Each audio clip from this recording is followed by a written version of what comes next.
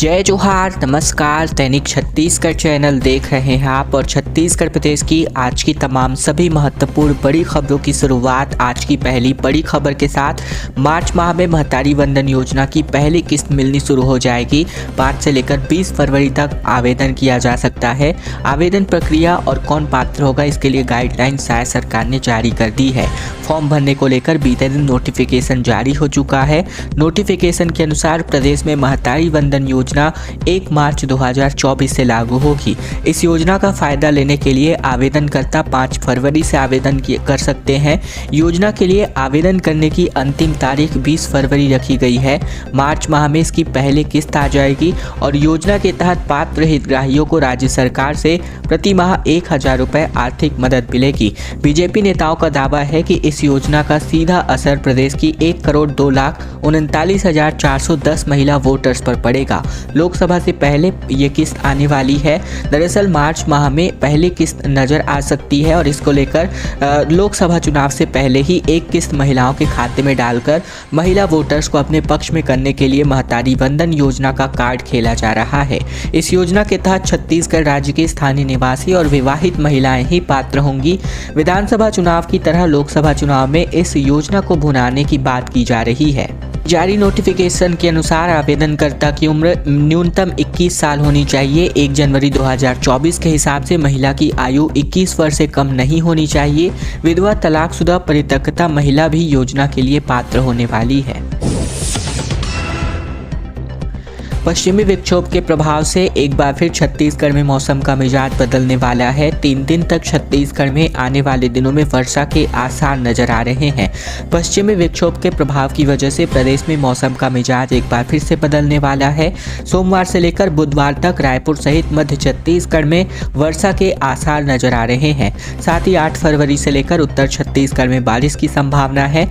बारिश के चलते वातावरण में ठंडकता बढ़ेगी और मौसम विभाग का दावा है कि वातावरण में इन दिनों नमी काफ़ी आ चुकी है, जिसकी वजह से बंगाल की खाड़ी से नमी युक्त हवाओं का आना जारी है। हालांकि रविवार को प्रदेश के मौसम में शुष्क रहने की संभावना है, शुष्कता रहने की बनी संभावना है।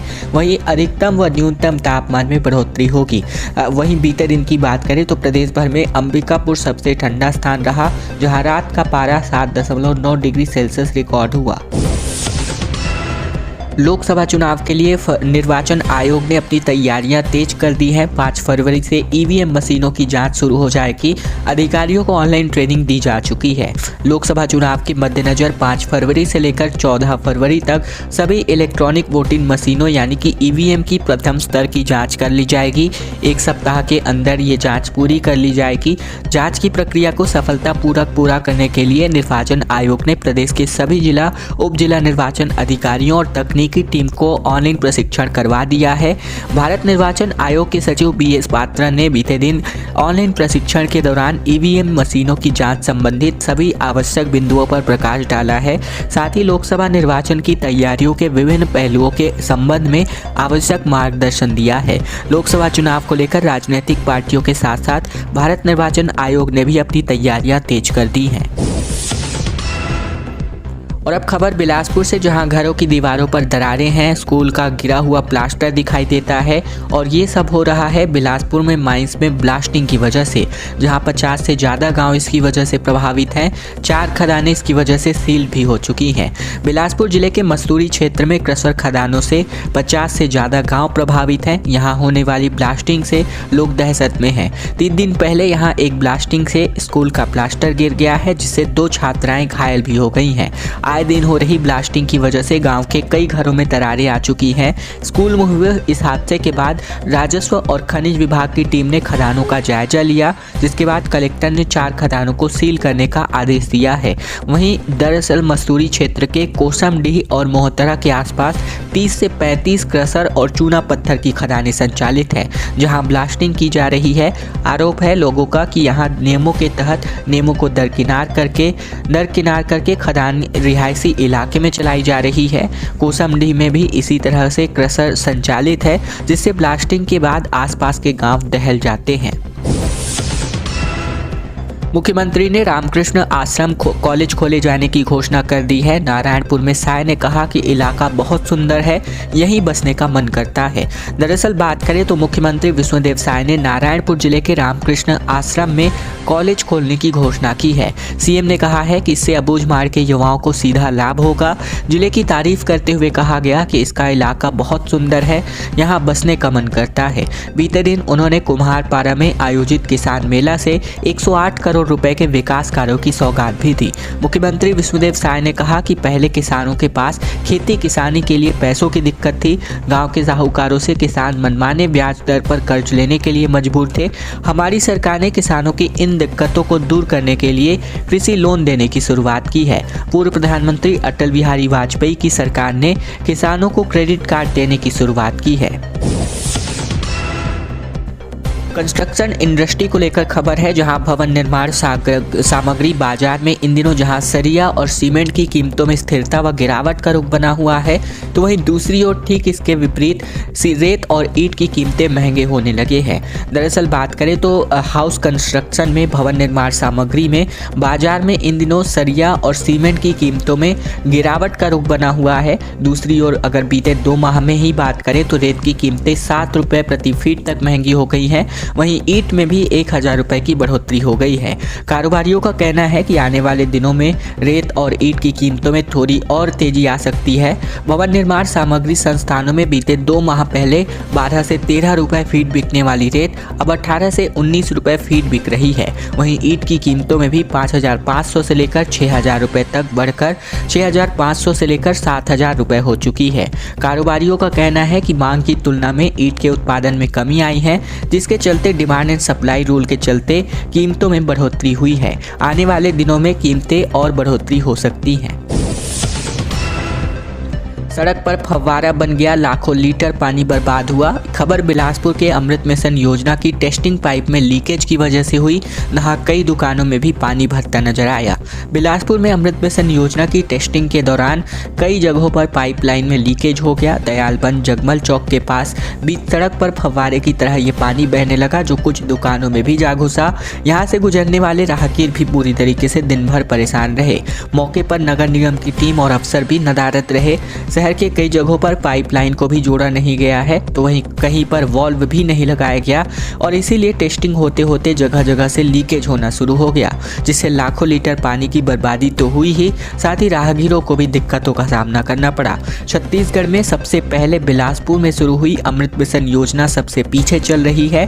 ठेका कंपनी इंडियन ह्यूम पाइप को सरकार ने खूटा घाट से शहरवासियों को पानी सप्लाई के लिए 301 करोड़ का ठेका दिया था। अक्टूबर 2017 से कार्य की शुरुआत कर सप्लाई 3 अप्रैल 2020 तक शुरू करनी थी, लेकिन ये 44 महीना ऑलरेडी लेट हो चुका है। और लेट होने का मतलब ये है कि धनराशि में भी काफ़ी ज़्यादा बढ़ोतरी अभी तक हो चुकी है। महादेव सट्टा ऐप में अमित और नितिन की डिमांड पर 14 दिन एक बार फिर से इनकी रिमांड बढ़ चुकी है। रायपुर में 14 दिन तक जेल में कस्टडी में रहेंगे, जहां स्पेशल कोर्ट में इनकी सुनवाई भी हुई है। महादेव सट्टा ऐप और मनी लॉन्ड्रिंग के मामले में आरोपी नितिन टिब्रेवाल और अमित अग्रवाल की रिमांड 14 दिन और बढ़ा दी गई है। शनिवार को 13 दिनों की न्यायिक रिमांड पूरी होने के बाद दोनों को वीडियो कॉन्फ्रेंसिंग के जरिए रायपुर के स्पेशल कोर्ट में पेश किया गया। दोनों पक्षों की दलीलें सुनने के बाद जस्टिस अजय सिंह राजपूत ने डिमांड बढ़ाने के आदेश जारी कर दिए हैं। दोनों 14 दिन तक रायपुर की सेंट्रल जेल में एक बार फिर रहेंगे। 12 जनवरी को ईडी ने इनको गिरफ्तार किया था। महादेव सट्टा मामले में प्रवर्तन निदेशालय यानी 12 जनवरी को नितिन टिब्रेवाल और अमित अग्रवाल को गिरफ्तार किया था। गिरफ्तारी के बाद दोनों को 5 दिन 17 जनवरी तक ईडी की रिमांड पर भेजा गया। रिमांड पूरी होने के बाद 17 जनवरी को दोनों आरोपी फिर से कोर्ट में पेश किए गए। सुनवाई के बाद स्पेशल कोर्ट ने दूसरी बार 5 दिनों के लिए एक बार फिर से ईडी रिमांड पर भेज दिया। 22 जनवरी को एक बार फिर से पेशी की गई, जहां जिसके बाद रायपुर की स्पेशल कोर्ट ने नितिन और अमित को 13 दिन की जुडिशियल रिमांड पर भेज दिया था। अंबिकापुर में राहुल गांधी पैदल यात्रा पे चलने वाले हैं, छोटे गांवों में रुकेंगे। सचिन पायलट ने कांग्रेस की बैठक ली है, जहां 5 दिन न्याय यात्रा पर भी विशेष चर्चा हुई है। राहुल गांधी की भारत जोड़ो न्याय यात्रा की तैयारी को लेकर कांग्रेस के प्रदेश प्रभारी सचिन पायलट ने सरगुजा जाकर मुलाकात की लोगों से, जहां अंबिकापुर के संभाग में पूर्व मंत्रियों और पूर्व विधायकों और कांग्रेस पदाधिकारियों की बैठक ली। राहुल गांधी की न्याय यात्रा 8 फरवरी को रायगढ़ से प्रवेश करेगी, जहां 13 फरवरी को अंबिकापुर में विशाल आमसभा आयोजित होगी। राहुल गांधी गांवों में रुकेंगे और शहर में पैदल चलेंगे।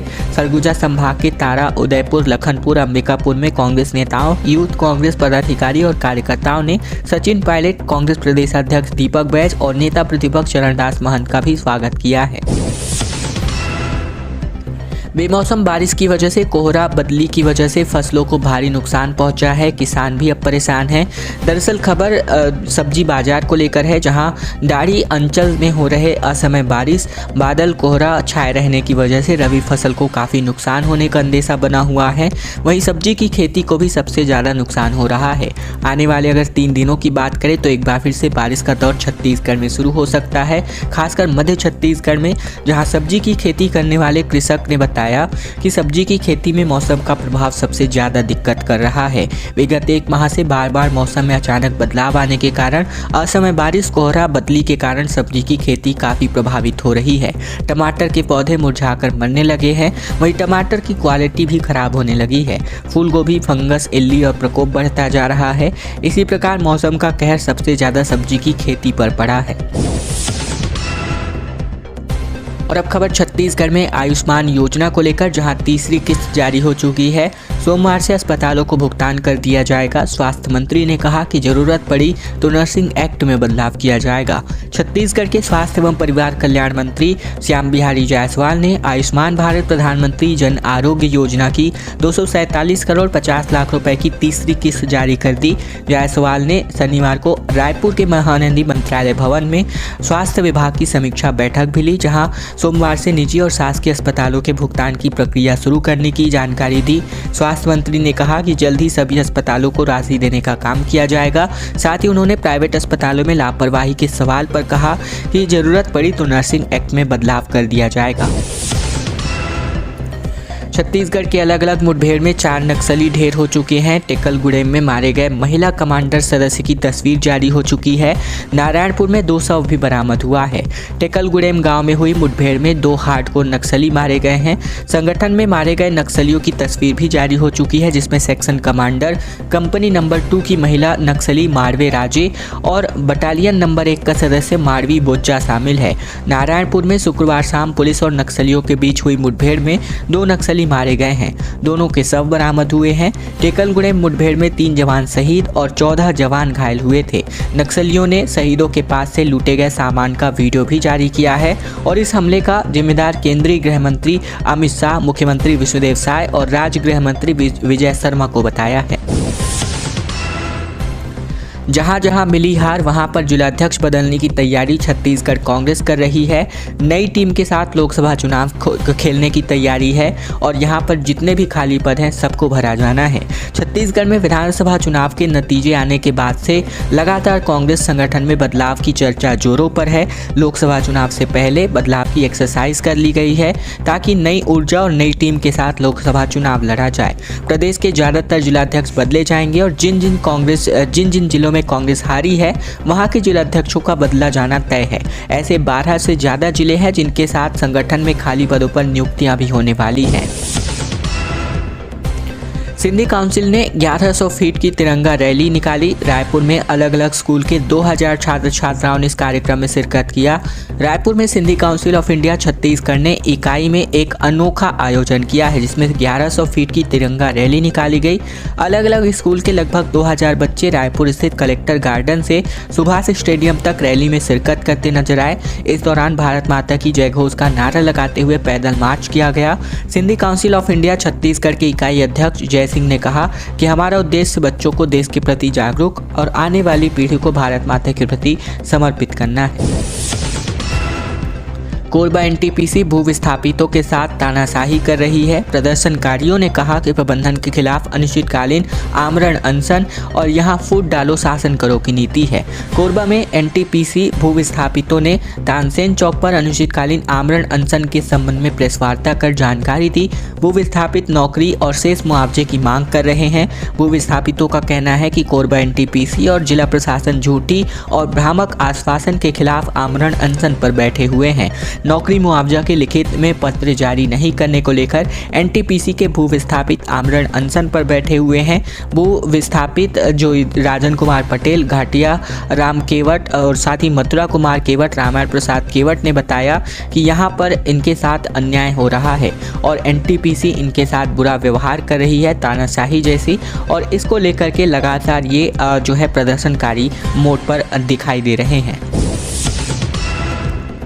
योग और साथ ही पूजा करते हुए अमरजीत भगत दिखाई दिए, जहां इन्होंने कहा ट्विटर मीडिया हैंडल पर, सच के सौदे में न पड़ना, बेटे के कमरे की जांच में अभी भी आईटी की टीम जुटी हुई है। छत्तीसगढ़ के पूर्व खाद्य मंत्री और कांग्रेस नेता अमरजीत भगत के ठिकानों पर आयकर विभाग की जांच जारी है। इस बीच जहां वे कल योग करते हुए दिखाई दिए तो वहीं सूर्य को अर्घ्य देते हुए भी दिखाई दिए। आईटी के टीम ने भगत के बेटे आदित्य के कमरे की भी जाँच कर ली है। इस बीच भगत ने ट्विटर मीडिया हैंडल पर लिखा कि सच के सौदे में ना पड़ना कि खसारा होगा, जो हाल हुआ हमारा वो तुम्हारा होगा। आईटी की अलग अलग टीम भगत के करीबी कारोबारी राजू अग्रवाल, कांग्रेस नेता अटल यादव के घर मैनपाट समेत पीए राजेश वर्मा के राजपुर स्थित आवास में जांच कर रही है। भगत के ओएसडी, एक सिविल इंजीनियर और उनके करीबी एसआई को भी अब तक नहीं छोड़ा गया है। तंजानियन आर्टिस्ट किली पॉल ने कहा कि गाबो बस्तरिया गाना छत्तीसगढ़ी गाने का वीडियो अब जमकर वायरल हो रहा है। सुंदरा बाबू गीत पर भी इन्होंने जमकर डांस किया है। छत्तीसगढ़ के वायरल गीतों पर विदेशी भी रील्स बना रहे हैं। तंजानिया के मशहूर सोशल मीडिया इन्फ्लुएंसर किली पॉल ने हाल ही में न सिर्फ छत्तीसगढ़िया गाने पर डांस किया बल्कि एक गीत तो उन्होंने खुद भी गाया है।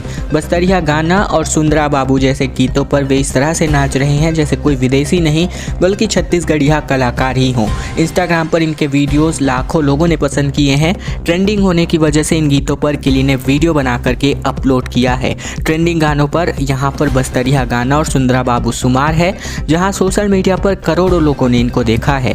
दोनों ही गाने प्रदेश के फोक टच के साथ साथ तैयार किए गए हैं।